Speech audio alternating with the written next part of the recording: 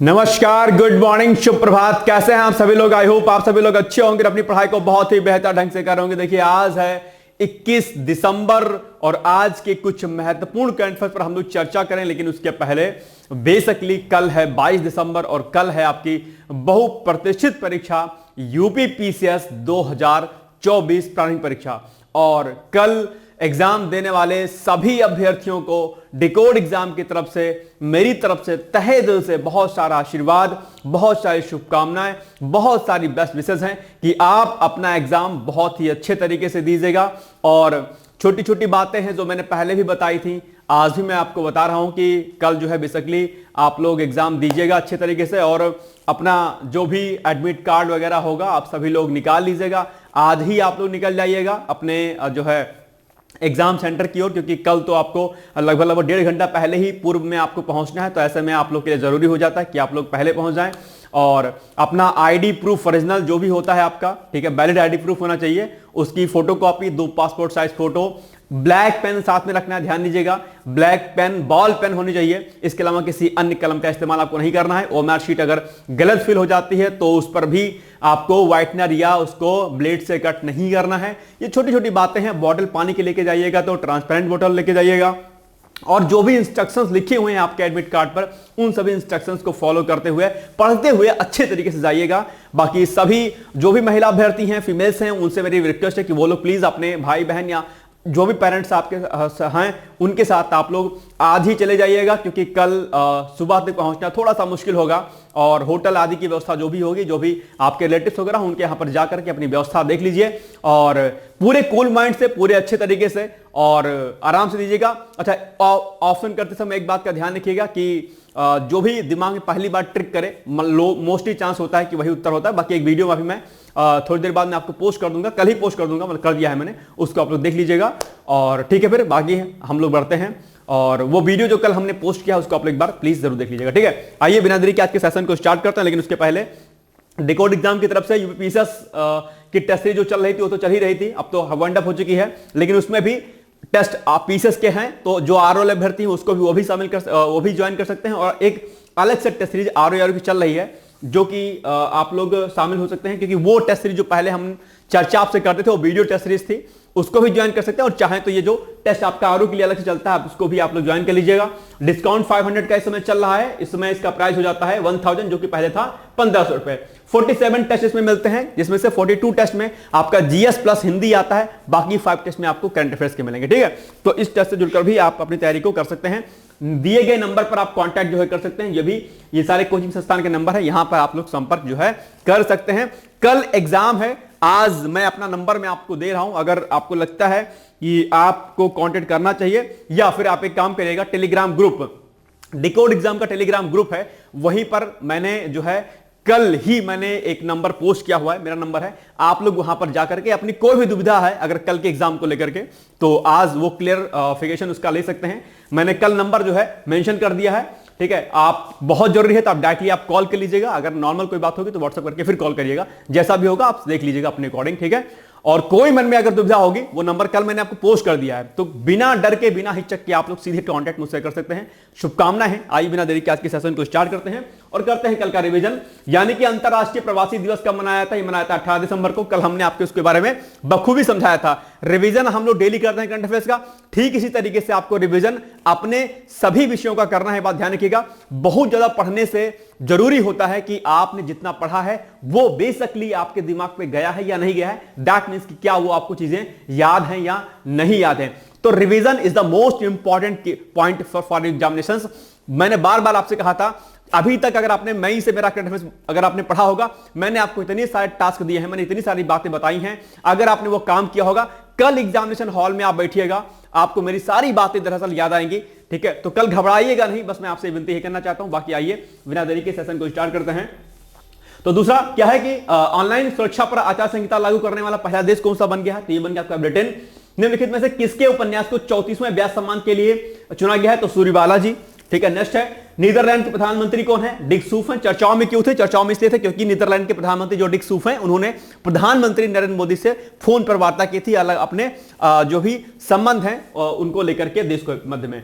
हिंदी के लिए वर्ष 2024 का साहित्य अकादमी पुरस्कार किसे दिया गया? हिंदी के लिए दिया गया भैया गगन गिल को दिया गया है। और क्यों दिया गया है यह भी कल हमने आपको बताया था। नेक्स्ट है सर्वधर्म संवाद आयोजन किसके द्वारा किया जाता है? तो ये किया जाता है राष्ट्रीय अल्पसंख्यक आयोग के द्वारा। नेक्स्ट है हाल ही में किसने फिडे विश्व अंडर 18 यूथ रैपिड और विड्स खिताब जीतकर इतिहास रच दिया? प्रणव वेंकटेश जी ने। QS वर्ल्ड यूनिवर्सिटी रैंकिंग में भारत में किस संस्थान ने दूसरा स्थान प्राप्त किया है? तो वो है IIT खड़गपुर। और पहले स्थान पर कौन है? पहले स्थान पर है आपका IIT दिल्ली। और वैश्विक स्तर पर हम बात करते हैं तो टोरंटो विश्वविद्यालय है वो प्रथम स्थान पर है, याद कर रखिएगा। ठीक है, चलो अब कल हमने आपसे प्रश्न पूछा था कि बताओ कृत्रिम पारस्कित तंत्र यानी कि आर्टिफिशियल जो इकोसिस्टम होता है, दैट मींस कि जिसको मानव बनाता है, जैसे कि आपका एक्वेरियम हो गया है ना, जो आपने फिशेस देखी होंगी ना, कलरफुल फिशेस रखी रहती हैं। एक्वेरियम हो गया आपका, ये धान का खेत हो गया, ये सब क्या है? ये सब बेसिकली जो है आपके क्या है कृत्रिम पारस्कित तंत्र यानी कि आर्टिफिशियल यानी कि मैन मेड इकोसिस्टम के अंतर्गत आते हैं। कुछ नेचुरल इकोसिस्टम होते हैं जैसे कि आपका फॉरेस्ट हो गया, सी हो गया, रिवर इकोसिस्टम हो गया।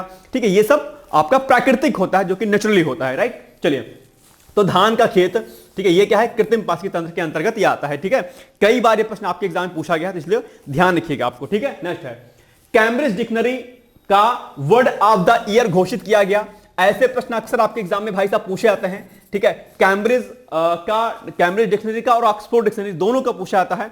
तो ये प्रश्न आप लोगों को दिमाग में एकदम रखना चाहिए कि हर साल जो कैम्ब्रिज डिक्शनरी है और जो ऑक्सफोर्ड डिक्शनरी है, मोटी सी होती है, आप देखते होंगे, उनमें से एक शब्द का चयन किया जाता है वार्षिक रूप से। वो चयन इस आधार पर होता है कि कौन सा ऐसा शब्द है जो चर्चाओं में रहा है या जिसको लोगों ने बहुत बार खोजा है इंटरनेट पर, जिसकी जो है क्या कहते हैं डिमांड बहुत रही उस वर्ड की। ऐसे शब्द को word of the year Cambridge घोषित करता है। या फिर कुछ ऐसे नए वर्ड होते हैं जो डिक्शनरी में शामिल किए जाते हैं। ऐसे वर्ड भी अक्सर आपके एग्जाम में पूछ जाता है कि बताइए अभी हाल ही में ऑक्सफोर्ड या कैम्ब्रिज जो भी ये आपका डिक्शनरी है, उसने कौन सा नया शब्द अपने डिक्शनरी में शामिल किया। ऐसा शब्द भी आपके एग्जाम में पूछा आता है। तो ये दोनों चीजें दरअसल आप लोग क्या करिएगा, रेडी कर लीजिएगा भाई साहब, दिमाग में बिठा लो इसको जो मैं कह रहा हूं। बाद में फिर पछताओगे नहीं। ऐसे पूछते हो सर करंट अफेयर्स कहां पढ़ें सर, कैसे पढ़ें सर, क्या करें? जो बताऊंगा फिर आप सुनोगे नहीं। तो जो बताता हूं उसको सुन लिया करो ध्यानपूर्वक। राइट, चलिए आगे बढ़ते हैं। डांटने की आदत इसलिए है मेरी क्योंकि आप फिर काम नहीं करते होगे यार, देखो। और मेरा ये मतलब है कि जो सीखा मैंने वो आपको बताऊं।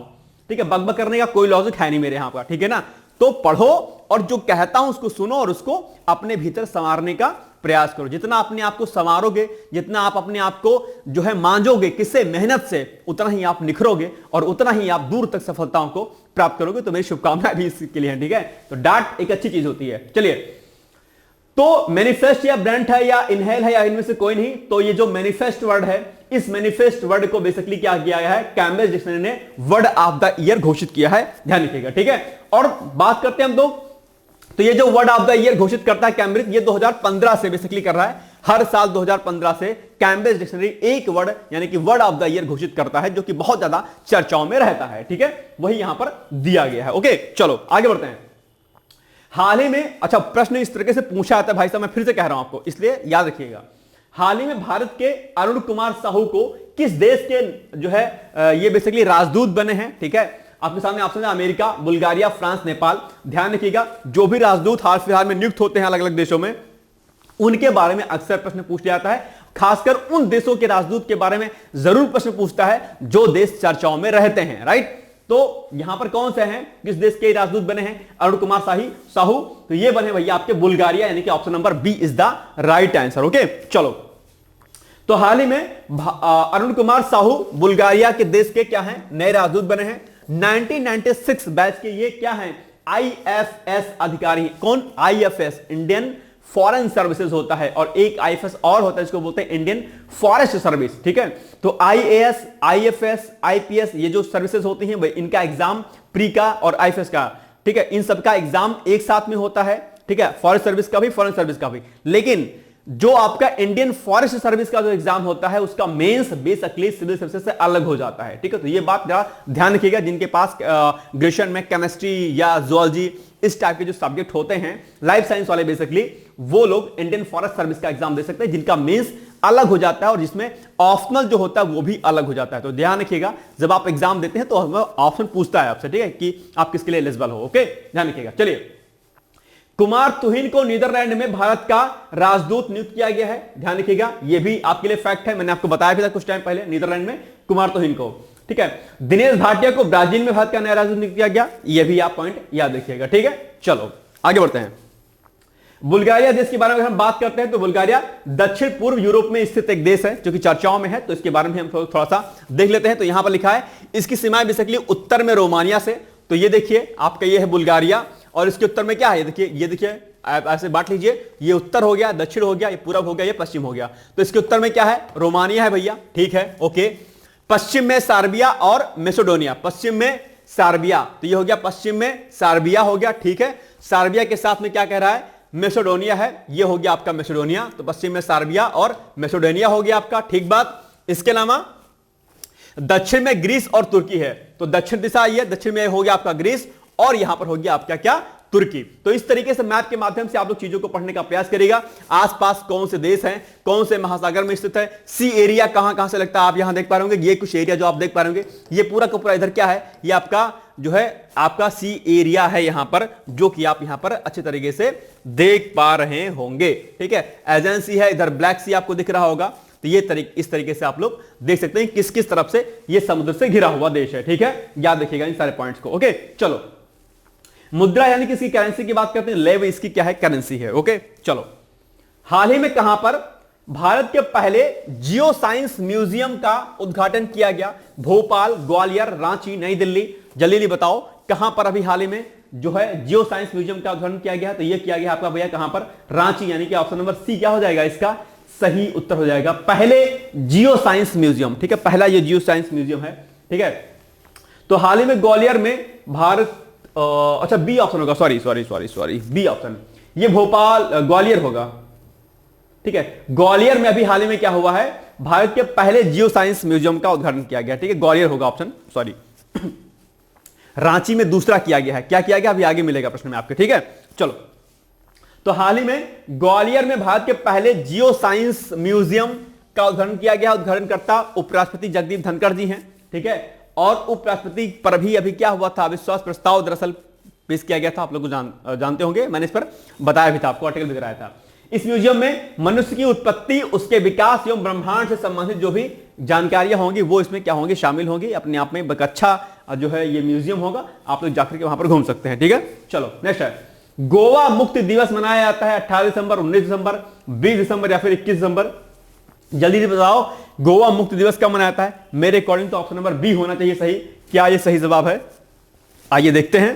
तो बिल्कुल सही, बी वाला ही आंसर क्या हो जाएगा सही, यानी कि गोवा मुक्ति दिवस 19 दिसंबर को मनाया जाता है। आप सभी लोग जानते होंगे देश आजाद 1947 में हुआ, लेकिन उसके बाद भी पुर्तगालियों का शासन अलग अलग क्षेत्रों पे था, खासकर गोवा पे था, और इसके अलावा अलग अलग जो भी हमारे कुछ एरिया थे, जैसे आपका हैदराबाद हो गया, जम्मू कश्मीर हो गया, वहां पर अलग अलग राजाओं का जो था आधिपत्य था। तो वहां पर क्या हुआ कि आप जानते हैं पटेल के द्वारा दरअसल क्या किया, देश को एकीकृत किया गया और अलग अलग ऑपरेशनों के माध्यम से उनको देश में शामिल करने का जो है बीड़ा उठाया गया। तो उसी के माध्यम से फिर आगे चल करके जो ऑपरेशन विजय होगा शायद, आई थिंक, हाँ अभी देखते हैं आगे। ठीक है, तो क्या हुआ कि जब देश आजाद हुआ तो गोवा पर बेसिकली पुर्तगालियों का शासन था, और ऐसे में जो है सरकार ने इसके लिए कार्य किया और पुर्तगालियों से गोवा को मुक्त कराया। ठीक है, क्योंकि लंबे समय तक पुर्तगालियों का शासन वहां पर रहा है। ठीक है, तो गोवा मुक्ति दिवस 19 दिसंबर को मनाया जाता है। यह 1961 में पुर्तगाली शासन से गोवा की आजादी का प्रतीक है। 1961 में, बताइए 47 में आजाद हुआ था, उसके बाद 61 में ऐसा वो हुआ।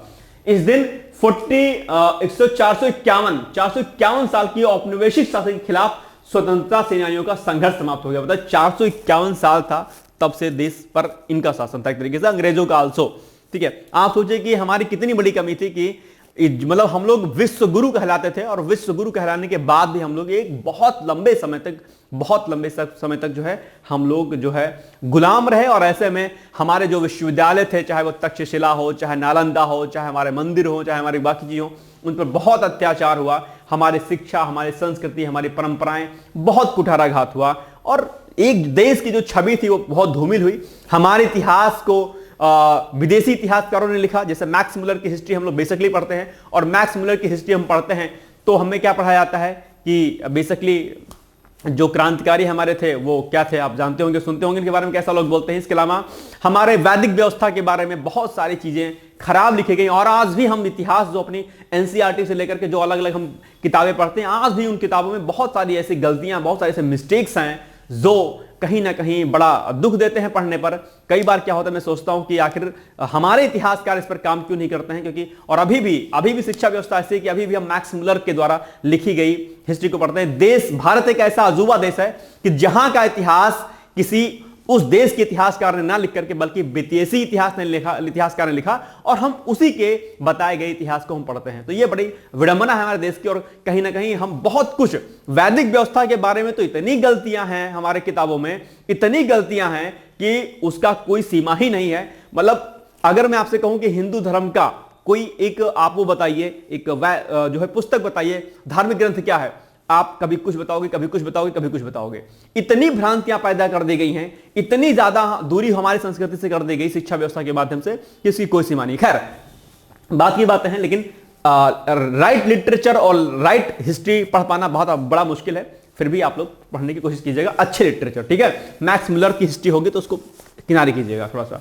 चलिए, इस दिन गोवा को आजादी मिली और वह भारत का अभिन्न अंग बन गया, ठीक है, इसलिए जो है ऐसा होता है। इसके अलावा भारत सरकार के द्वारा ऑपरेशन विजय चलाया गया था पूरे गोवा को मुक्त करने के लिए, ठीक है।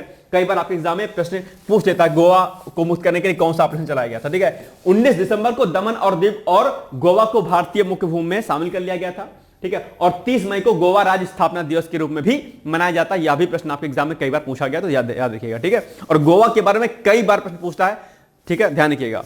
चलो, हाल ही में, अच्छा, गोवा का राज्यपाल कौन है भाई साहब, बताइएगा जरा, ठीक है। नेक्स्ट है, हाल ही में कहां पर भारत का पहला मधुमेह बायो बैंक स्थापित किया गया है? देहरादून, लखनऊ, चेन्नई या फिर नई दिल्ली में? तो भारत का पहला मधुमेह बायो बैंक, और मुझे लगता है शायद ये एशिया का पहला जो है मधुमेह बैंक है, ये बेसिकली क्या है, चेन्नई में स्थापित हो रहा है। वो लास्ट टाइम गलत हो गया था, ये चेन्नई होगा। Option number C is the right answer. तो हाल ही में चेन्नई में, पर हटा दीजिए, चेन्नई में भारत का पहला मधुमेह बायो बैंक जो है स्थापित किया गया है। और किसके द्वारा स्थापित किया गया है? तो आप लोग जानते होंगे, भारतीय चिकित्सा अनुसंधान परिषद के द्वारा। भारतीय चिकित्सा अनुसंधान परिषद, इसको हम लोग क्या बोलते हैं, आईसीएमआर बोलते हैं, यानी कि Indian council of medical research, ठीक है, Indian council of medical research. तो इसके द्वारा, Indian council of medical research के द्वारा बेसिकली इसको स्थापित किया गया है, आईसीएमआर के द्वारा। और ये बेसिकली क्या है, तो भारतीय चिकित्सा अनुसंधान परिषद यानी कि आईसीएमआर देश का शीर्ष और प्रमुख चिकित्सा अनुसंधान संगठन है, जो जैव चिकित्सा यानी कि बायो जो होता है, चिकित्सा होती है, अनुसंधान की योजना, निर्माण, समन्वय, कार्यान्वयन और संवर्धन का नेतृत्व करता है। यह दुनिया के सबसे पुराने चिकित्सा अनुसंधान निकाय में से एक है। कौन? आईसीएमआर। तो आईसीएमआर के बारे में भी आप लोग एक बार थोड़ा सा डिटेल्स में पढ़ लीजिए, Indian council of medical research, ठीक है, इसको बोलते हैं आप लोग। आगे बढ़ते हैं।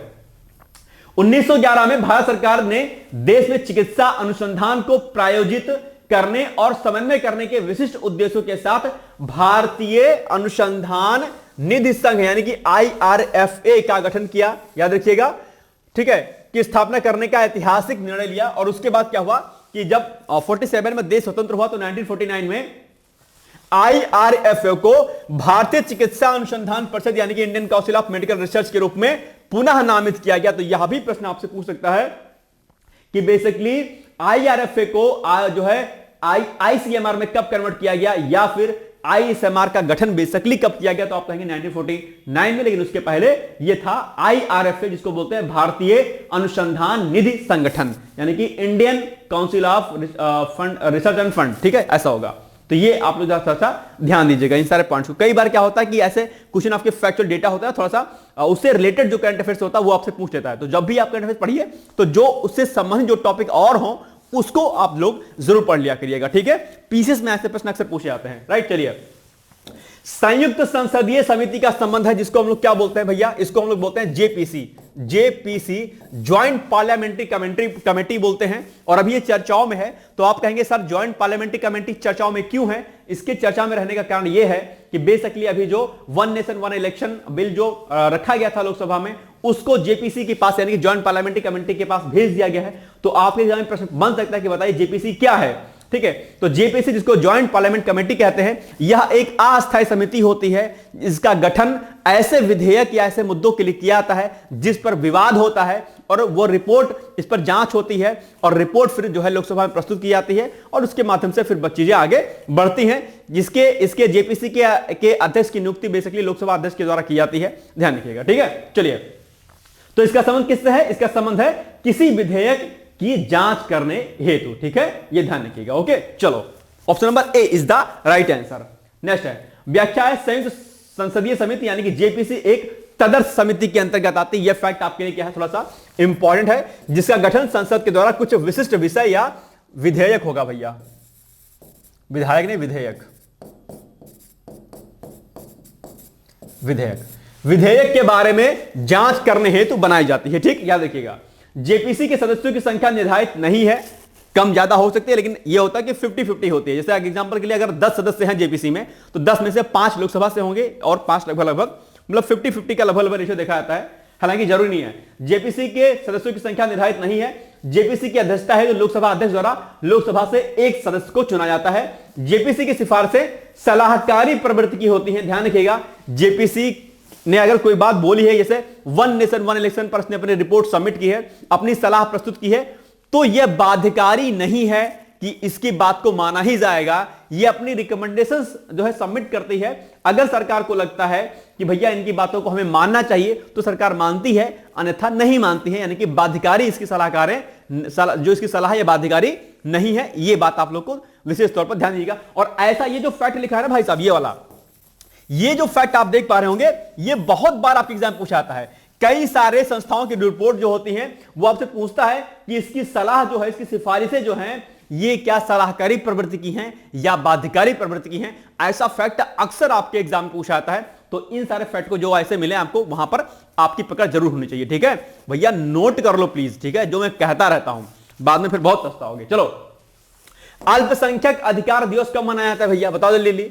16 दिसंबर, 17 दिसंबर, 18 दिसंबर या फिर 19 दिसंबर? जल्दी बताओ, अल्पसंख्यक अधिकार दिवस कब मनाया जाता है? तो यह होगा इसका उत्तर ऑप्शन नंबर क्या, सी, यानी कि 18 दिसंबर को अल्पसंख्यक अधिकार दिवस मनाया जाता है, राष्ट्रीय अल्पसंख्यक अधिकार दिवस, ठीक है। चलो, संयुक्त राष्ट्र ने 18 दिसंबर 1992 1992 18 दिसंबर 1992 को धार्मिक या भाषाई, राष्ट्रीय या जातीय अल्पसंख्यकों से संबंधित व्यक्तिगत अधिकारों पर विवरण पत्र को अपनाया और प्रसारित किया। इसके अलावा अल्पसंख्यक अधिकार दिवस भारत में अल्पसंख्यकों के लिए स्वतंत्रता और समान अवसरों के अधिकार को बरकरार रखते हुए उनके अधिकारों के बारे में जागरूकता पैदा करना है। यानी कि जो भी हमारे देश में अल्पसंख्यक वर्ग है, जिन पर अक्सर विवाद की स्थिति बनी रहती है कि सरकार अल्पसंख्यकों के बारे में नहीं सोचती है, कई बार तो जो हमारे अनुसूचित जाति जनजाति भाई बहन हैं, उनके बारे में भी कई बार गलत धारणाएं प्रस्तुत की जाती हैं कि सरकार उनके बारे में नहीं सोचती है, या सरकारों ने कुछ ऐसा कर दिया। कई बार भ्रांतियां राजनीतिक द्वेष या फिर सांप्रदायिकता को बढ़ाने के लिए जो है, असहिष्णुता को बढ़ाने के जो है सब देश में पैदा की जाती हैं। ध्यान रखिएगा, आप एक शिक्षार्थी हैं, आप एक विद्यार्थी हैं, आपके मन में किसी भी जाति, धर्म, मजहब के प्रति कोई भी दुर्भावना या अल्पसंख्यकों वर्ग के लिए भी कोई भी दुर्भावना आपके भीतर नहीं होनी चाहिए, क्योंकि यदि ऐसा होता है तो आप जब एग्जाम में कॉपी लिखेंगे तो वो आप दुर्भावना कहीं ना कहीं उसमें झलकेगी और आप एग्जाम नहीं क्रैक कर पाएंगे, ठीक है। तो सभी के प्रति सम्मान की भावना होनी चाहिए। कहा भी गया कि वसुधैव कुटुंबकम, यह भी कहा गया कि सर्वे भवन्तु सुखिनः, सर्वे सन्तु निरामयाः, सर्वे भद्राणि पश्यन्तु मा कश्चित् दुःख भाग् भवेत्। यानी कि हे ईश्वर, सबका भला करो भगवान, सबका सद्विध हो कल्याण, सब सुखी हो, सब निरोगी हो, ठीक है। ये सुना होगा आपने लाइन शायद, है ना। तो यही बात है। तो इसलिए आपके मन में कहीं भी किसी के प्रति भी कोई भी दुर्भावना या जो है गलत प्रवृत्ति आपके भीतर नहीं होनी चाहिए किसी के प्रति भी, ठीक है। चलो आगे, राष्ट्रीय अल्पसंख्यक आयोग के अध्यक्ष श्री इकबाल सिंह लालपुरा हैं। यह भी आप लोग ध्यान रखिएगा, हो सकता है कि आपसे पूछ ले कि राष्ट्रीय अल्पसंख्यक आयोग के अध्यक्ष कौन है, आप कहेंगे इकबाल सिंह लालपुरा है, ठीक है ना, याद रहेगा ये पॉइंट। चलें आगे बढ़े। अब आपके लिए एक अभ्यास प्रश्न है, बताओ जल्दी से कि एक क्षेत्र पंचायत का क्षेत्र निर्धारित किया जाता है, कैसे निर्धारित किया जाता है? राज्य चुनाव आयोग के द्वारा, राज्य सरकार के द्वारा, जिला अधिकारी के द्वारा, या इनमें से कोई नहीं। जल्दी मुझे बताइएगा कि एक क्षेत्र पंचायत का क्षेत्र जो निर्धारित किया था वो किसके द्वारा किया था? कमेंट बॉक्स में इसका उत्तर आप लोग जरूर दीजिएगा। ये हो गया आज का हमारा महत्वपूर्ण करंट अफेयर्स। बाकी जो कल हमने एक वीडियो 10 मिनट का 15 मिनट का बनाया है, उसको आप लोग प्लीज जरूर देख लीजिएगा, ठीक है ना। चलो आगे बढ़ते हैं। तो ये हो गया आज का हमारा करंट अफेयर्स महत्वपूर्ण सेक्शन, और अब हम मिलते हैं जो है सीधे आपसे मंडे को, यानी कि सोमवार को, और शुभकामनाएं आपको बहुत सारी हैं। Again and again and again आपको दिल से, तहे दिल से आत्मिक शुभकामनाएं हैं। आप सभी लोग जरूर एग्जाम दीजिए, और जहां तक संभव हो सके एग्जाम से ये ना हो कि आप बचिए, एग्जाम देने जाइए। और इसके अलावा अगर कोई भी इशू होता है तो जो नंबर हमने कल पोस्ट किए हैं टेलीग्राम पर, आप वहां पर कॉल करके मुझसे बात अभी भी कर सकते हैं, कोई समस्या नहीं है। और ठीक है, आप लोग अच्छे से जाइएगा। मिलेंगे हम लोग सोमवार को, मिलेंगे पेपर के बाद, एक बार एनालिसिस भी पेपर के हम लोग देंगे, उसको भी आप लोग जरूर देखिएगा। इसके अलावा ट्यूसडे को यानी कि मंगलवार को संभवतः आपकी करंट अफेयर्स की क्लास नहीं होगी, इसके लिए क्षमा प्रार्थी। और फिर बुधवार से हम लोग जो कंटिन्यू करेंगे, सोमवार को क्लास हमारी होगी, ठीक है, लेकिन सोमवार को होगी हमारी। ओके, तो फिर ठीक है, मिलते हैं। शुभकामनाएं हैं, आशीर्वाद है, बहुत सारा फुल सपोर्ट है आपके लिए, बहुत बहुत शुभकामनाएं हैं। All the best, thank you so much, bye bye, take care.